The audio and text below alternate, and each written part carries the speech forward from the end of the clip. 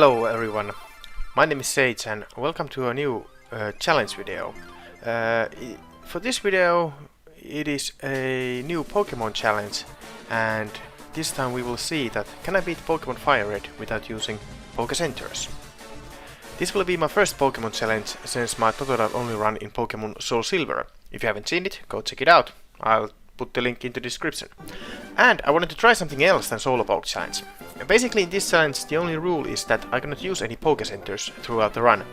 So I cannot heal on Poke Centers, nor am I allowed to pluck out, for example, since that would teleport me automatically to Poke Center and heal my team. So no go. I can still buy items from Pokemart, like healing items and status recovery items and stuff like that. Also, as an extra rule, I will add that I cannot use any health items. I think the biggest issue with this challenge will be the power points of the moves. Since I cannot heal on Poke Centers, I cannot recover power points, in short PPs, which means I have to think hard that what moves I want to use in what situations and how many times can I use one move. But hey, enough rambling and let's begin. First thing first, since I could not come up with a good nickname for our rival, I just named him after a name my brother uses on YouTube, Sasudera. He has a channel full of AoVs, so if you want to see more AoVs besides mine, go check his channel out. So, for this challenge I decided to choose Girl as a starter, just because I really use it and I want to have some variety to my casual runs. I name him Splashtoad, because I think it sounds funny. Immediately we almost lose our first rival fight, but I decided that not today. So I used a potion found from PC from my room and win the fight. This fight cost us some tackle PPs, but we should be learning new moves fairly soon, so it should not be an issue. And later, I noticed the PP was restored automatically after the fight anyway, so... While we are going back and forth between Viridian City and Pallet Town, I grind Splashtoad to level 7, so he learns Bubble. Once we get the Pokédex and some Pokeballs from Oak, we catch ourselves a Pidgey, which I name Sack Chip. Don't ask where I get these name ideas. Oh wait, now that I think about it, actually please ask. I've heard the comments are good for YouTube algorithm. Anyway, Splashtoad is at the moment really low on HP, so we buy some potions and antidotes before we head to the Viridian Forest. The forest turned out to be surprisingly challenging due to all the wheels poisoning our Pokemon, which I should have expected honestly. I even had to go back to Viridian City to buy more antidotes just to get by. In the end, we managed somehow, and next challenge will be the first gym. Going into the gym, I have my doubts that will Bubble be enough for the battles. The trainer before the Brock goes down alright, though Century takes a couple of hits. In the end, the gym is a breeze though. Brock's Geodude goes down with just a couple of bubbles, and after that we actually leveled up and learned Water Gun, just when Onix is about to come in, and then we just one-shot it. After the win, Brock gives us a TM for Rock Tomb. I think TMs are going to be important on this challenge, so I'll have to think on when to use them and who to teach them. But anyway, we'll move on. The Route 3 trainers proved to be a little bit of a challenge, but we squeezed by them. We are running low on PPs with some of our moves, which means I have to be careful about what moves I'm using. I haven't really investigated online that in which level my Pokemon learn new moves, so I'm just going by with what I remember. On this route we catch a Mankey, which I think is going to help out in the upcoming Mount Moon. We also catch a Nidoran, because I want to get the Nidoking to team at some point. And next step is the Mount Moon. Mount Moon is a long dungeon, so I'll have to be careful here. I'll grind Mankey some levels against Wild Geodudes, because I want him to learn Karate Chop as quickly as possible. I also got a Perez from here. I don't know if I'm going to use it or not, but I thought it might become useful at some point. Trainers put up a fight, but they are nothing we cannot handle. Nothing we can handle. Anyway, we stumble through some Team Rocket grunts and move on. On the way to the Cerulean City, I teach Splashtoad both a Mega Punch and a Mega Kick, so we have more moves to use. So, first thing in Cerulean City, I thought that I should do some grinding, but seeing how low our PP with our moves is at the moment, I decided that it is not going to be a good idea. So instead, I head straight to face a rival fight. This one is a bit tough. Pidgeotto goes down in a couple of hits, but not without doing serious damage to Splashtoad first. Bulbasaur goes down with 2 gusts, so luckily that one was easy. For Abra, I decided to use a chance to get a good experience for Venom, and we used Focus Energy and a couple of Leers, while the Abra was just trying to teleport, so we take it out easily. The Rattata caused some problems by knocking out Rage Sphere, but we finish it off with Jack Chip. who, after the fight, evolves to Pidgeotto. We use our revive to bring Rage Sphere back to life, and we move on up ahead. So next part is the Nugget Bridge. It takes some running back and forth to get more potions from Pokemon once in a while, but we deal with the trainers somewhat well. I really think we have to get more Pokemon soon, because at the moment we do not have any answer to Misty and her team. According to interwebs, we could find Oddies here, so I start looking for one. After a little while we find one, and we also find TM for Attract, which I immediately teach for this, since it is a female. I at least think that most enemy Pokemon in the game are males, so it could be a good move in this run. We then move forward, fighting all the trainers on the way to Bill's house, grinding our new Oddies Weedster as much as possible. I thought of the Bullet Seed TM we had found from somewhere, and with that she can handle many trainers, because many of them here are using Rock and Water type Pokemon. Finally, we save Bill from his pinch and he gives us his ticket to SSN. Now it's time to give a Misty a try. As it turned out to be really hard. Staryu was not an issue, I one-shotted it pretty much every time, but Starmie was really sturdy and strong. In the end, I was able to pull off victory with the lucky crit at the end, but I can tell you that it took multiple tries to get to that part, so... Ugh. While I was battling Misty, something hit me real hard when I realized something.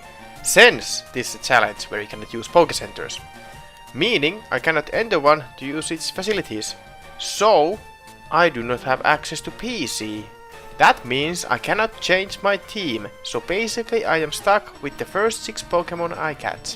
Which is exactly what happened, because I did not realize that I had just got first things that I may have felt useful.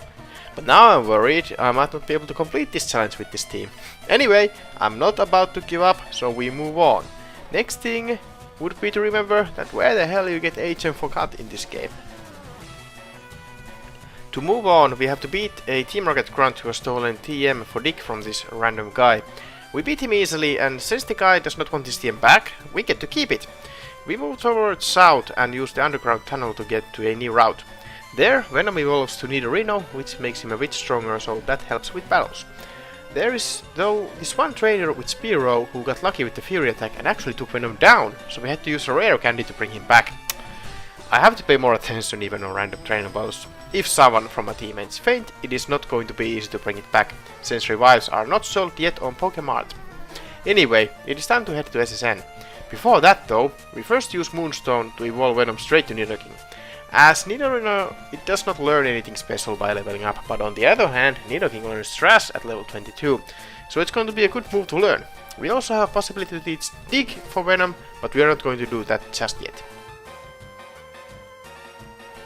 So, on SSN, I actually decided just to skip all the extra trainer fights to save as much PP as possible, and I head straight to the rival fight. For the battle itself, I got it on second try. Venom takes out Pidgeotto with a couple of double kicks.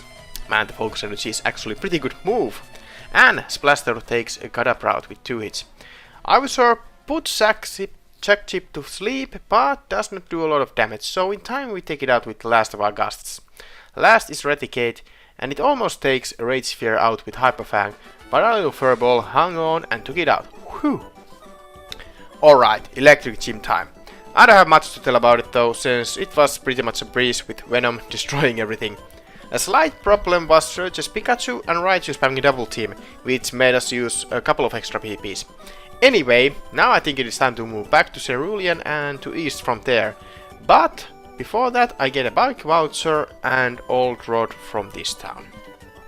We get bike with the voucher from Cerulean City and then use cut on the tree that is blocking the way onto the east. We fight a trainer and find the TM for the aerial ace. This is perfect for us, because we can teach it right away to Sackchip, who has recently used all PPs from Gust anyway. With this he is able to fight again. Weedster also evolves to Gloom, which is nice. Trainer fights here are nothing special, we handle them mostly with Rage Sphere and Venom. Venom is just such a beast at this point of game, so we can just use him and beat most enemies with just like Poison Sting for example. Which is great, because that way we can save PP from our more important moves. But next up is Rock Tunnel.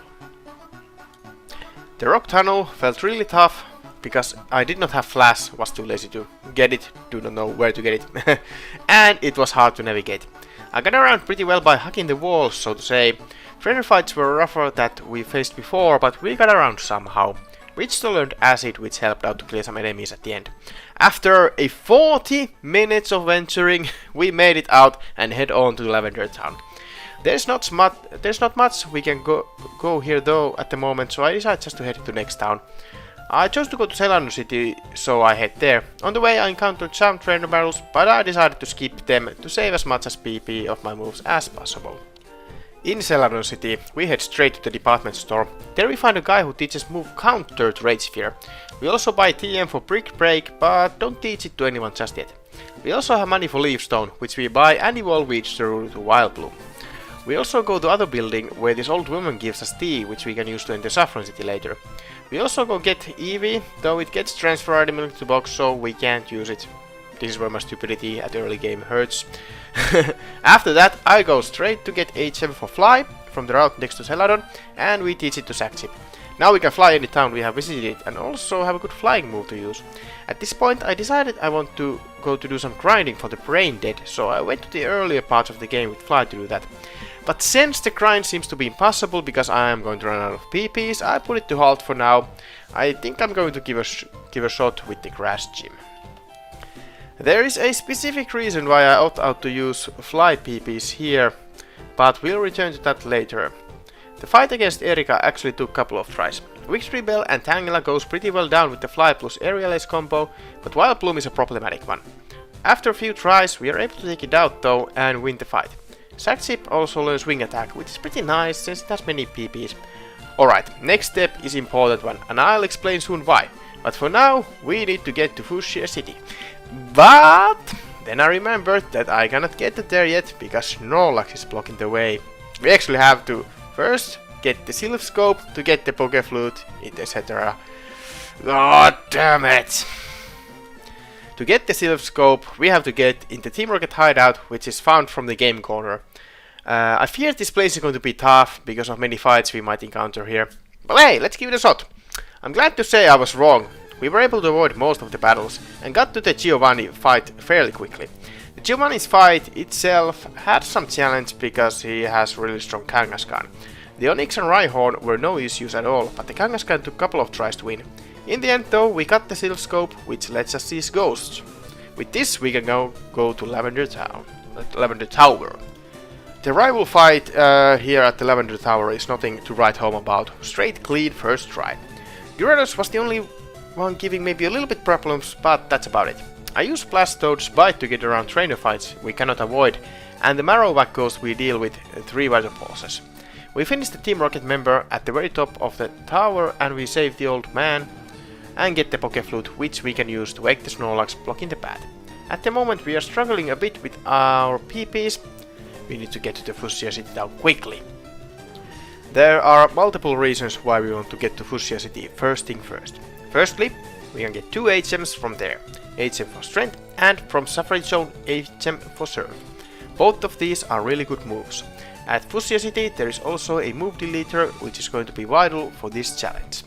With his help we can forget moves that are out of PP and replace them with other moves.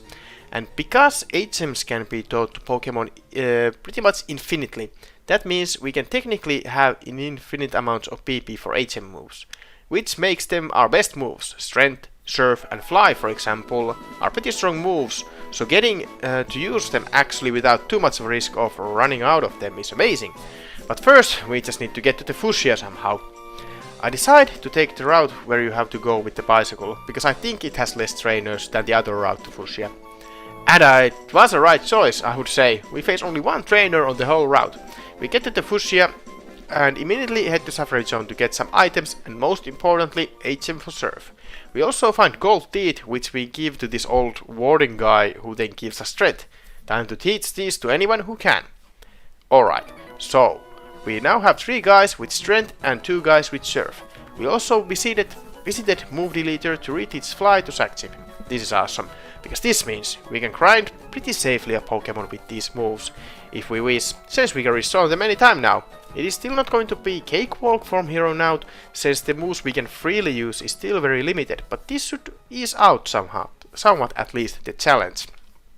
I think next things we could do are either Psychic Gym, Poison Gym, or another Team Rocket hideout in Saffron City. I think I'll go visit the Team Rocket next to see how hard it would be. And there I went, and was doing pretty well up until I saw my rival and his level 37 Pidgeot. I think I need to get more levels before I can face that, so I just escape rope myself out of there. I reteach HMs to recover PP and decided to go grind against the trainers I have not fought on routes I have not visited yet. But first thing first, I grinded Braindead a bit to catch up with the others, and then I head to Route 11 to deal with the trainers there for some XP. I have to use some healing items here and there, but it's nothing alerting I would say at this point. Afterwards, I deal with the trainers from Route 12. And then I head down to Route 15 for more trainers. At level 24, Braindead evolves, which hopefully makes her more capable to handle fights on her own. We move from Route 15 towards to Route 14 and 13. While grinding here, Rage Sphere evolves into Primeape. Next I head to handle trainers in Route 18. Here Blastoise evolves to Blastoise and Sackchip evolves to Pidgeot. I think we are ready to move on now. I got myself also the coin case to see if I could gamble myself enough coins to get some TM rewards from the game corner in Celadon, but it seems to be something that is not quite viable tactic. I could throw my money to buy shitload of coins to buy TMs, TM or 2, but then I probably would run out of money for healing items. So let's forget that and let's go give it a shot for the Poison Gym. So, in preparation for Poison Gym, I bought a TM for Dick from Celadon City so I can reteach it to Venom once he runs out of the PPs of the current Dick. TMs in Celadon are pretty expensive, so I'm not going to rely on buying them again and again, but for this gym I think this is a needed move. So, first of all, what the hell? I went to this gym with my Venom thinking he can handle all the poison types, no problem. So why is this gym filled with psychic type Pokemon?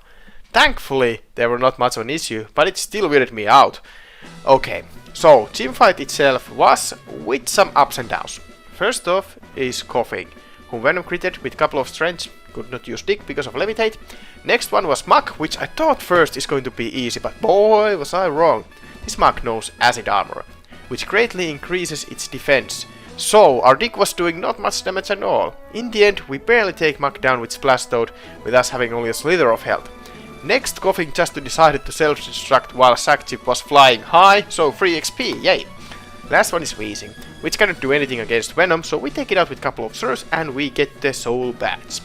Alright, I want to go try the rival fight at Silph next. So, let's head there.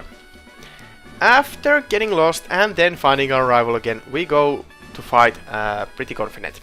His Pidgeot does get crit against Venom, but we heal that damage and finish it off. Alakazam uses his time to get some future sights, or set some future sights. Sackchip takes him out with 2 flies though. Gyarados is a problematic one because of Dragon Rage. We poison it with Tweedster, then sack her to get safe switch to Splash Toad. We trade some punches and in the end take Gyarados out.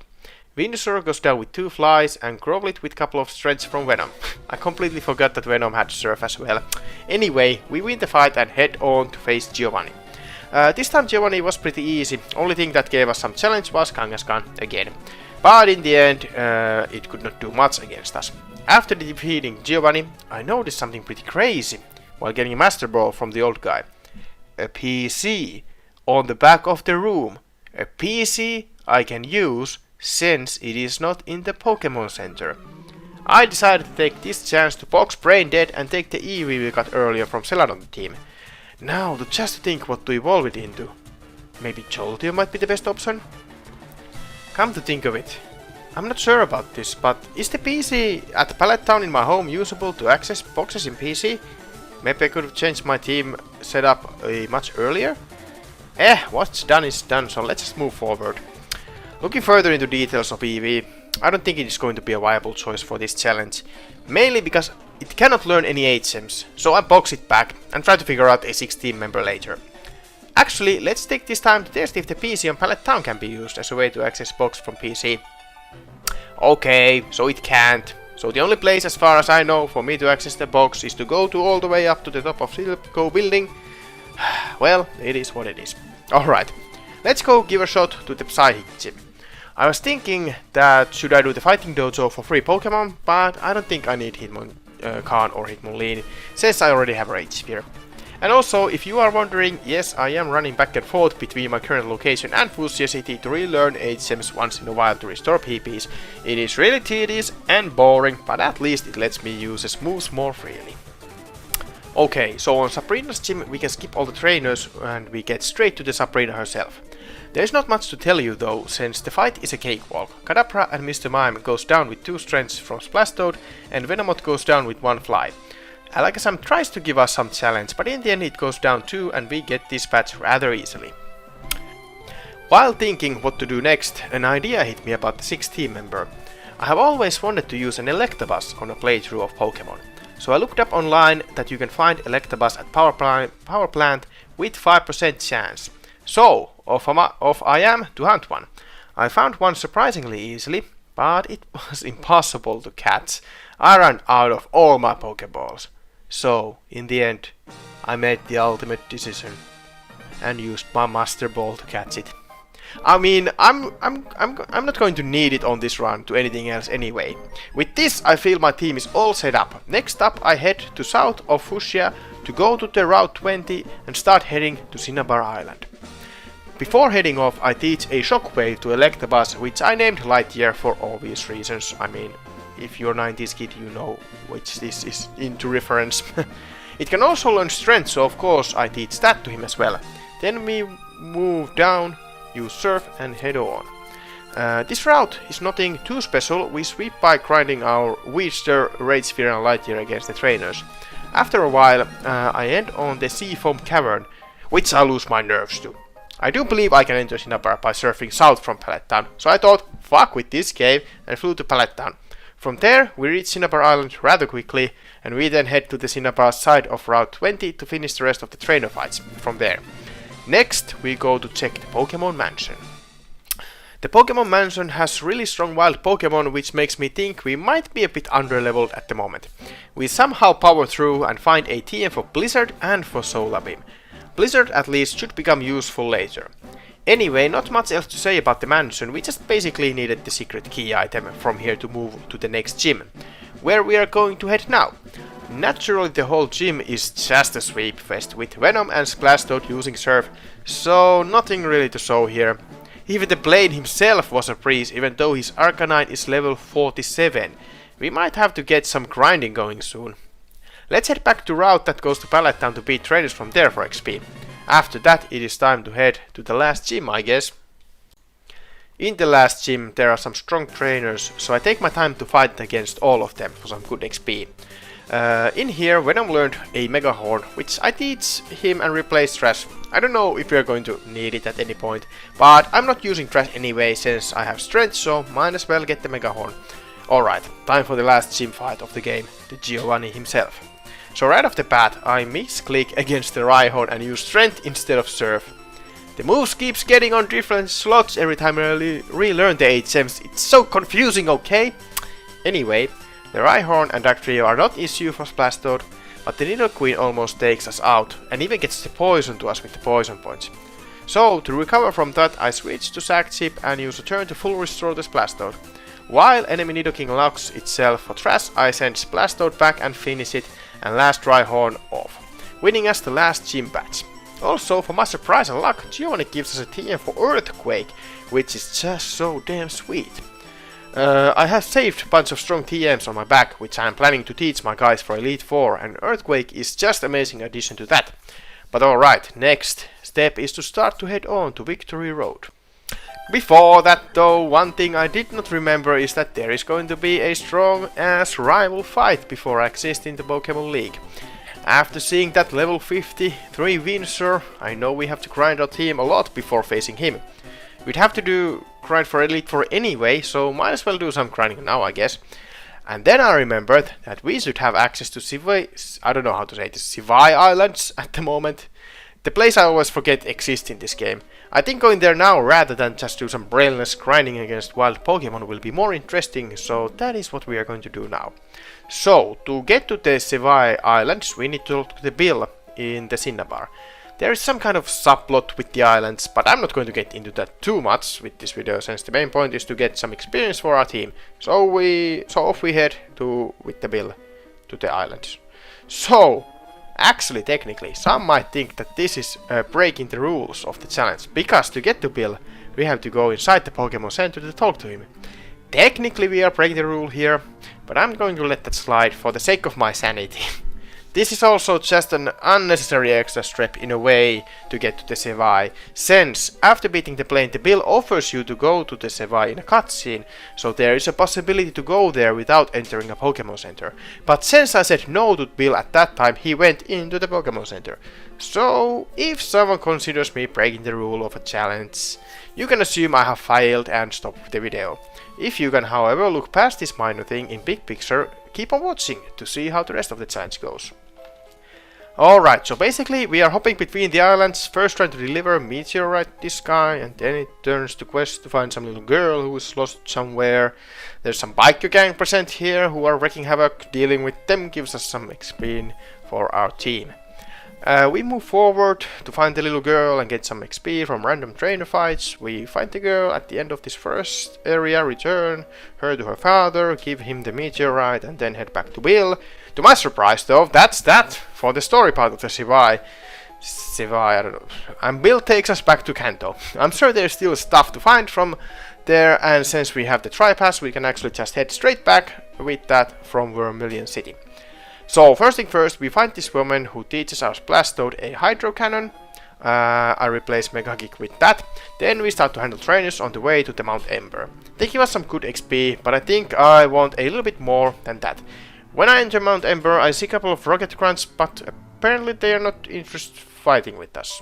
According to interwebs, it's some after game stuff we cannot do now, so I leave it to that. I think the only option now is to grind against wild Pokemon if I want to level up my team still. I think getting everyone around to level 45 would be good before facing the rival. So I decided that I will at least try to grind my guys to level 45 in Pokemon Mansion at Cinnabar. At level 44, Weedster learns Petal Dance, which is basically a grass type trash, so it's a really good move to learn.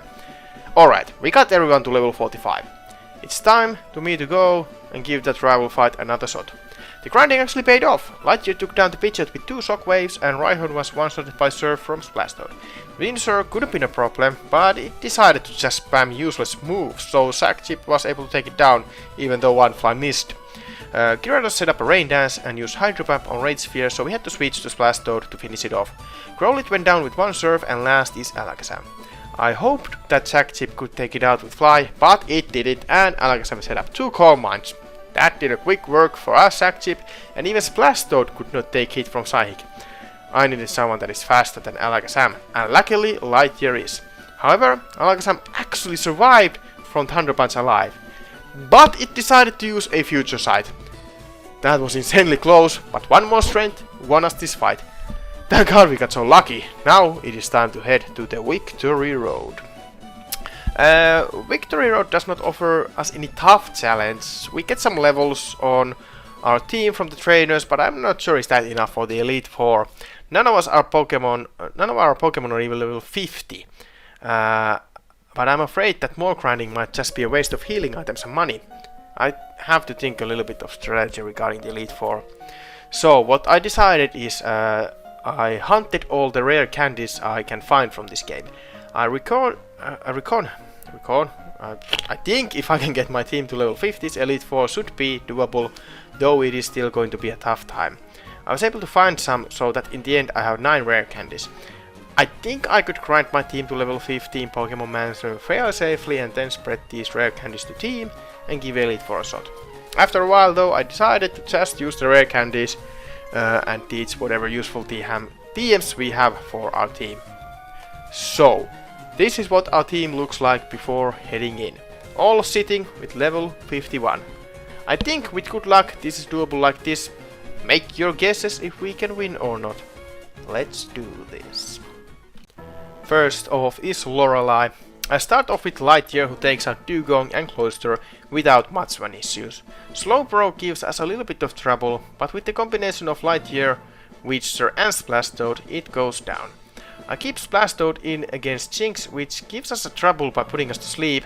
After a while we are able to take it down though. Lapras also gives us some trouble by taking out Lightyear, but Rage Pierce is able to take it out from low health. Next one is Bruno. He first sent out both his Onyxes, which Venom takes out with Surf naturally. Hitmonlee goes down with one fly from Sack Chip, but Hitmonchan hangs on and is able to take out Sack Chip. Rage Sphere finishes it off though. Machamp proves to be quite the challenge. It takes out Venom after a while and we use Blastoise to finish it off. Next one is Agatha, and she is a tough one. It took me multiple tries to beat her. On the winning try, first Gengar goes down by Blastoise, Golbat gets one-shotted by Lightyear, and Venom takes out Arbok with 2 Earthquakes, and Venom also deals with the Hunter, who tries to play around by putting us to sleep. Last Gengar also is a bit annoying with sleep shenanigans, but after a while Blastoise takes it out. Next one is Lance, who is also really strong and takes multiple tries to win. Gyarados goes always down with one Thunderbolt, so no issues with that. We then sent Rage Sphere against the Dragonair, but after a little while Lance switched out to Aerodactyl. So we switch in Lightyear to take a wing attack, and we then take Aerodactyl down with critical Thunderbolt, which most probably mattered. We then use Screech against Dragonair, but it still hangs on from strength and takes Lightyear out. I sent Rage Sphere in it to finish the job. Lance then sent in Dragonite, which does not go down with one Blizzard, which is a little bit scary. We out-heal the Outrage, and one more Blizzard takes out the Dragonite. Oh. Last Dragonite goes down with 2 Earthquakes, and we are on to face the League Champion, who is no other than our rival. I use my PP restoring items finally, and heal my team to full HP. The final battle is upon us.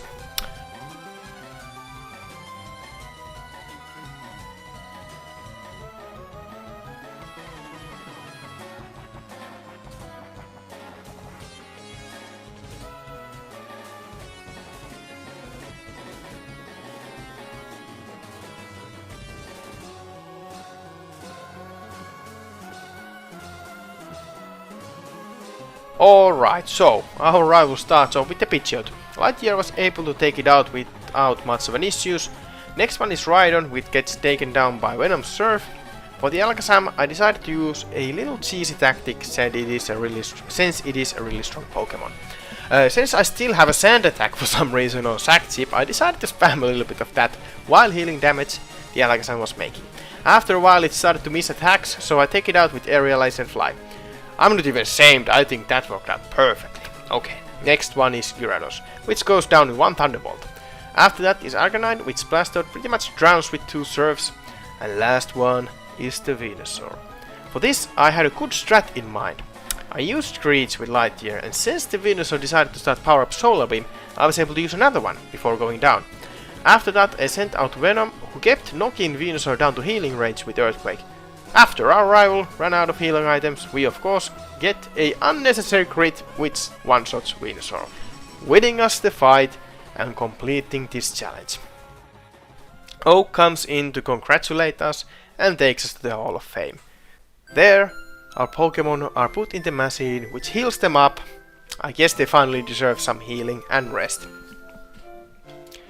So, that's it for the challenge. According to game, it took me 32 hours to complete it, so it definitely took a while.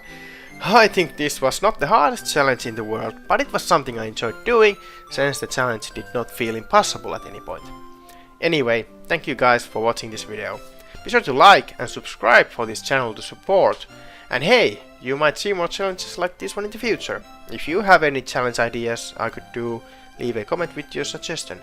But as always, I will see you with the future videos, but for now, it's a bye bye.